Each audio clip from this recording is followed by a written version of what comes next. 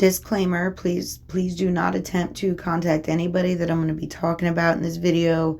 Anybody who might come up in this video, do not contact them. That's not what this is about. It has nothing to do with that. Trigger warning. Big trigger warning. Contains a lot of disturbing information. Definitely related to crimes against humanity and crimes against children. So yeah, viewer discretion advised. And so let's get into it without any further ado. This is one of the lawsuits filed against the Harvest Christian Church, but this past fall, specifically Greg Laurie's church and his whole thing with Erica Kirk and the Romanian Orphanage. Well, this is one of the children, not children anymore, but one of the lawsuits that was filed this last fall. Now, I know that there's been more lawsuits filed within this last week. I haven't been able to find those yet, but I did find this one, and I don't know if I'm going to go through it all, but I'm going to try. But just a little background information, just so we know, just so we're clear. Greg Laurie is the pastor of the Harvest Church in Riverside, and it's a big mega church. All right. Paul Havsgard, who is his buddy, who is also a pastor, not sure which church, but was also a pastor of Harvest Church, was sent by Greg Laurie to run the Romanian orphanages and homes and whatnot. So just keep that in mind. Greg Laurie, as far as I know of yet, himself has not been accused, but he is being accused of knowing about this, turning a blind eye to it. So that, just wanted to clear that up in case that was confusing from the last video. But in my mind, they're both just as guilty, whether you covered it up or you committed it. I mean, like, come on. So you're both big part of the problem. So let's get into this lawsuit that was filed by a young man named Bogdan Ionescu. Hopefully I got that right and didn't butcher it. Versus Harvest Christian Fellowship, Greg Laurie, Richard Schutt, and Paul Havsgard. Okay, so then we get into the intro. So, first point. In or around 1999 through 2008, when plaintiff was between the ages of 9 and 18, he was abused by Paul Havsgard on many occasions. Havsgard was a pastor and employee and or agent of defendant Harvest Riverside Church, which is based in Riverside, California, and is arguably one of the most prolific child abusers alive in America today, having committed thousands of these acts. Havsgard managed the network of orphanages and foster homes where the plaintiff resided. Harvest homes were operated, funded, and administered by the church in Riverside, whose longtime leader and unquestioned authority is defendant Greg Laurie. And defendant Schutt, I'm not sure what Richard Schutt has to do in all this quite yet, had operational responsibility under Laurie for supervising the Harvest homes. So I'm not really sure if Schutt was in Romania or if he was supposed to supervise them from California. That's a little unclear. Maybe we'll find that out. Defendants conducted major successful fundraising programs in California based on the church's operation of the homes.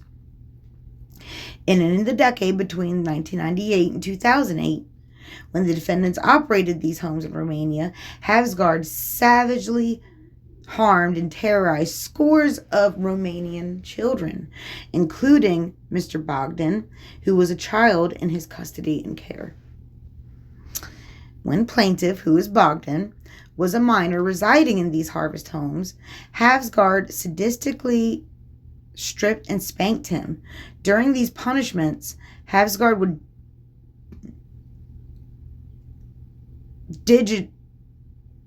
I assume that means his fingers, plaintive, and would also grope his areas that should not have been groped. And Havsgard would be erect during these encounters and was doing this for his own pleasure.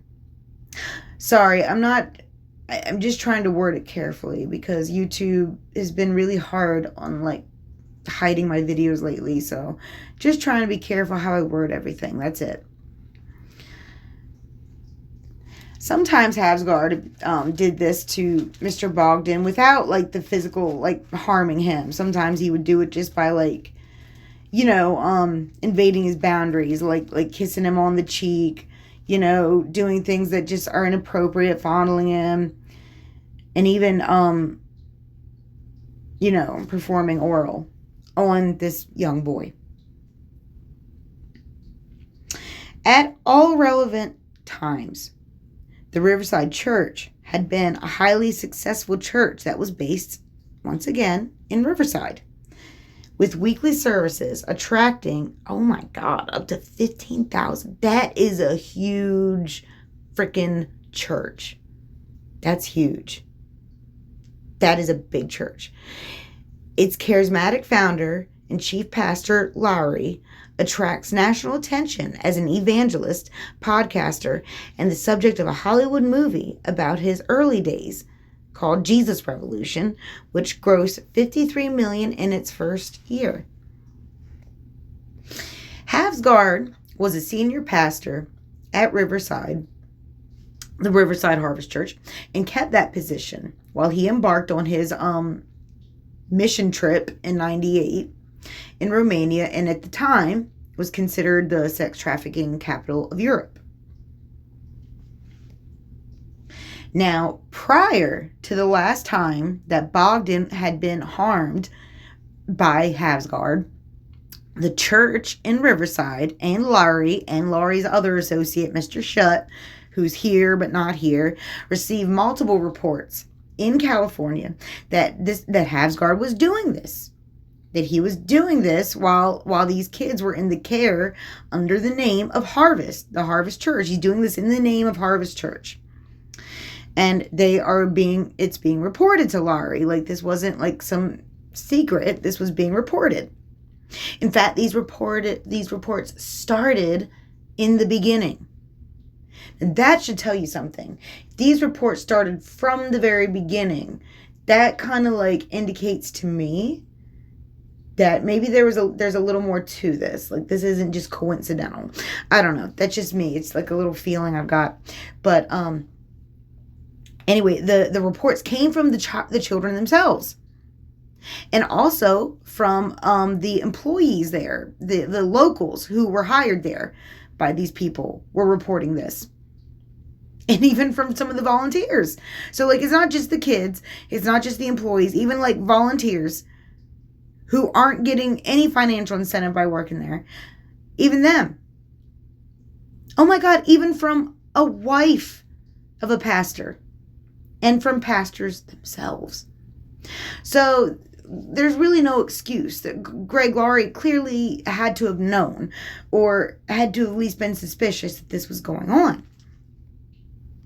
Now, from their offices in California, Shutt turned a blind eye, and so did Laurie. For years, they ordered no regular inspections or staff training, instituted no safeguarding measures or relevant policies. Harvest Church in Riverside continued to pay Havsgard's salary and to list him as a pastor on its website, and to fund these homes, and to fund Havsgard himself. And apparently there's no proper accounting of the spending. Damn. They would even like fundraise for all this. And yet, this is another thing that I found to be common reporting, that Havsgard, when he would come back from Romania to, I guess, visit or do whatever in California, whenever he would come back, he would even have like children in tow with him that he would harm while in California. So, like, this was a huge, like, open secret, apparently. This was a huge open secret. And I find it very disturbing So in 2004, what Havsgard was doing was becoming like just unignorable. Like they couldn't ignore it anymore. That a whole nother missionary from another church complained about it to Shut. Okay, and apparently Shut, we finally know his role. Shut is apparently the one who's in charge of all the missionary work that Harvest Church does. So I guess that's his role. And he's also, Greg Laurie's buddy. So in 2004, this missionary is like, look, you got to look into this. You got to inspect this. At least look into it, because this is becoming a problem. So then Shut does finally agree to send 2 Calvary ministers from the other church, and a man named Steve Quarles to inspect this. And they did this inspection October 2004 of these orphanages and whatnot. And they were so alarmed that they requested that Shut come see for himself. That he ought to. It's like, no, you got to come. You got to come and check this out, because it's really bad. So Shut traveled to Bucharest and met with this inspection team, who laid out conclusive evidence that Havsgard was in fact harming these kids. Not only that, misappropriating money, both of which were being done on a shocking scale. In fact, Quarles was so bothered by this, he told Shut that Paul Havsgard needs to be on that plane with you when you leave tomorrow. He doesn't need to be another day in Romania. He needs to be gone. He is an embarrassment to every single missionary and Christian worker. Get him out of here and into oh my God, counseling. This is so triggering for me, because I've done a video on this before, but I've actually had experiences with a church covering something like this up when I was a child. Not something that happened to me, but something that happened to a girl I knew. And the church basically covered up, suggested that going to jail wasn't the solution, that basically counseling. It's so triggering, because it's such bullcrap. It is just a way for them to avoid accountability. And it is absolutely a huge betrayal to these victims. It is such a betrayal. And I'm not saying that to not give him counseling, but, they can give you counseling in jail. Anyhow. But guess what? Just like in true, mega church fashion, true Erica Kirk and Turning Point fashion, they decide the money was more important. And since Havsgard was just too important for the fundraising, you see this Romanian orphanage brought in lots of donations. It was a huge moneymaker for them. So they, and all of this. So they didn't want to lose that. We cannot lose our donations, because Havsgard is just such a big part of it. You know what I mean? He's the only one willing to do stuff like this. He's the only one who can do stuff like this, apparently. Excuses. I believe that the last part where it would hurt Laurie's reputation, I think that had more to do with it than anything. So, despite proof that Havsgard was a devious and unrelenting, and despite knowing that they had provided him a perfect laboratory of desperate and vulnerable children to exploit, Harvest Church in Riverside, Laurie and Shut did nothing. They did nothing. They did not fire, suspend, withdraw, or discipline Havsgard. In fact, they kind of did the opposite. But anyways, they neither reported him to the authorities, as was their duty. Not just morally, but under law, it was their duty. Nor instituted any policies or procedures at the Harvest homes. They did nothing to protect the children there, who remain completely subject to Havsgard's domination and voracious harm. Nor did they do anything to offer support to these victims. They did nothing. Instead, this is what Laurie did. He engineered a, quote, soft landing. He let Havsgård stay in charge, free to do whatever he wanted, while Laurie slowly turned off the money spigot. Until the Romanian homes just had nothing left 4 years later. So basically, the only people to suffer under any of this were those poor children, the very people they were supposed to be there to help to begin with. And with no regret, no nothing. I mean, why am I this is what I mean. These people are sociopaths. These people are absolute sociopaths. Not only did they cause irrevocable harm to these kids, but they refuse to acknowledge it. They refuse to see it. It's just devastating. It's devastating. During this extended period, Havsgård continued to hurt these kids and of the children of the harvest homes, both those who were already there and many new ones he was left free to recruit without any new restraints imposed by the Riverside Church. Laurie even authorized a gift to Havsgård of some 200,000 in severance as he continued in his post as if nothing happened. And the Romanian authorities were told nothing. They were told nothing about any of this. This is what makes me think Laurie probably knew this whole time. This was probably the point to begin with. You cannot tell me that they actually went there. Laurie actually did all of this because he actually wanted to do good. You can't tell me that at this point. You can't tell me that. This, in my opinion, was the point the whole time.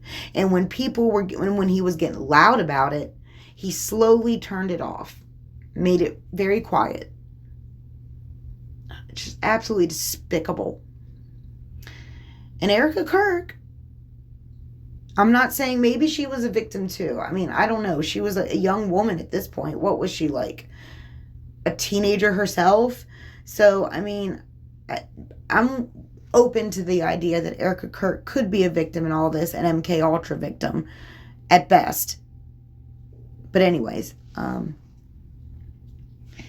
so in 2009, a year after Havsgård returned from Bucharest, Laurie called him, quote, a pastor who faithfully served the Lord for many years at Harvest Christian Fellowship, the church where I pastor.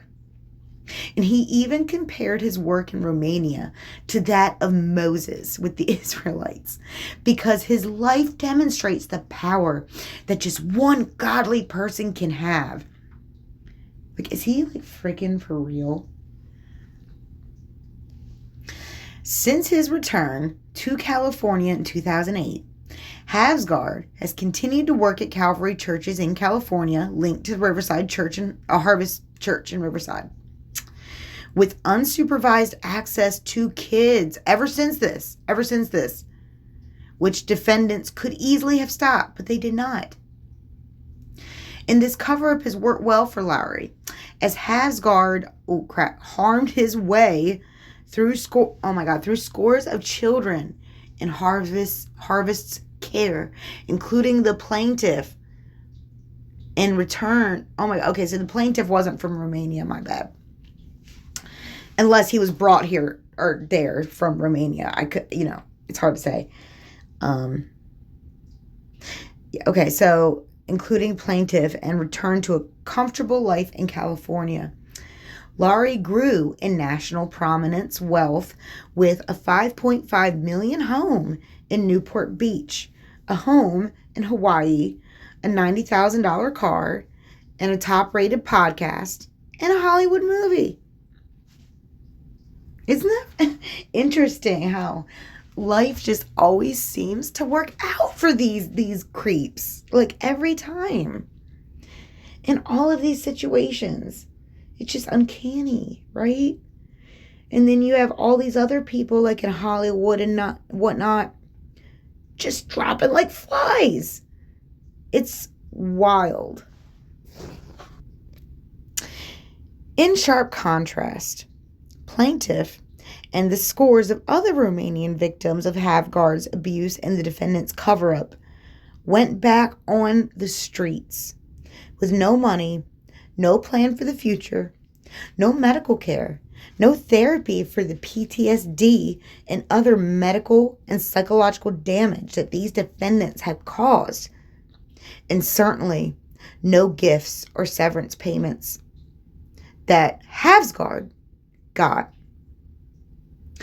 Defendants promised them security and support, betrayed that promise with years of harm, and then chucked them on the street without an iota of practical support or human sympathy.